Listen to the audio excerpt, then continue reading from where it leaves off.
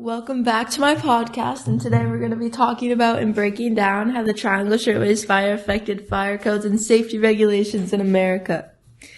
Now, some of you may not know what the Triangle Fire is, but in 1911, in the heart of New York City, the Shirtwaist building caught on fire and left 145 people dead in 30 minutes. The building was 10 stories high, and the fire spread through the 8th and 9th floor that the Shirtwaist Company inhabited. So first, I'm just going to answer a few basic questions, starting with what was the Shirtwaist Company? The Triangle Shirtwaist Company was a company that fixed and made clothes for their clients in bulk. The Triangle Company had already had 2 buildings before, but they had also both burned down prior to this fire. The owners were Max Blanc and Isaac Harris. The 2 men ran the company together and staffed around 600 people. The next question is, what was it like working at Triangle Shirtwaist?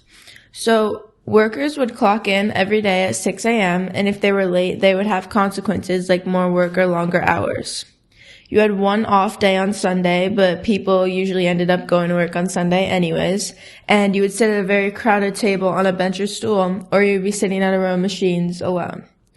You could not talk or sing or laugh while you were working, and you would only get one break between 6 a.m. and 8 p.m., which was a half an hour to have lunch at 12. Workers would become sick because of working at factories like this and the awful conditions that they provided. There was no electric light except for in the middle of the huge, broad rooms filled with machines because no daylight would reach there. No windows were ever open, and it was very stuffy inside, and you could not get up from your work to take a breather or get a simple drink of water. The next question is, why were the workers treated so badly?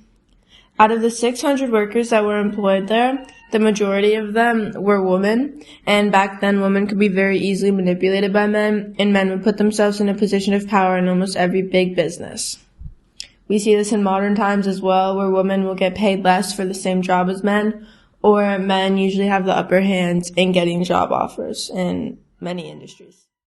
The next one I want to touch on is the fact that, like many companies at the time, they were illegally using kids for labor, and during safety and health inspections, they would hide kids that they were using and had hired for work in big bins of cloth or in bathrooms because it was illegal to have them working.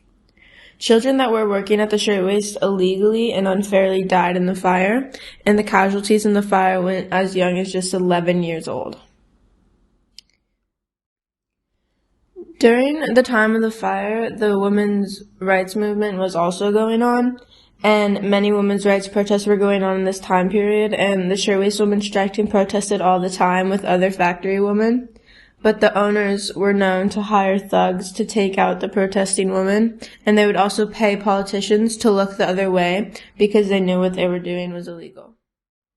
Now that we have some background on the company itself, let's dive into what happened the day of the fire and how it became so deadly. So, the fire started in a rag bin, and note that there are many rag bins scattered on the floors for the workers to throw in excess cloth or scraps as they were working. It is thought that maybe a cigarette butt was thrown in, or maybe a spark from the wiring and machines fell into the bin, but nonetheless, it caught fire and quickly spread through the greasy cloth-filled floors. Because of the huge floors, lined with machines and filled with clothes, the fire spread at a very rapid pace. The elevator, once the fire had started, made 4 trips bringing people to safety, when mid-trip, it broke and crashed to the bottom of the shaft, killing all the girls in it. The fire escape was never used, and it was old and rusted, so with 24 people on it attempting to escape, it broke, crushing them and leaving them dead on the sidewalk. People were forced to jump out of 8th and 9th floor windows to escape the flames and broke every bone in their bodies. The fire hoses were being weighed down by so many bodies jumping onto them from the windows, the firemen could not start fighting the fires. The fire ladders that had never been needed for something like this before only made it to the 6th floor, so they helped no one escape on the 8th and 9th floors where the fire was. One of the stairways out of the 2 was locked at all times, and the other stairway was only able to be opened from the outside, so it was really hard to escape through stairs.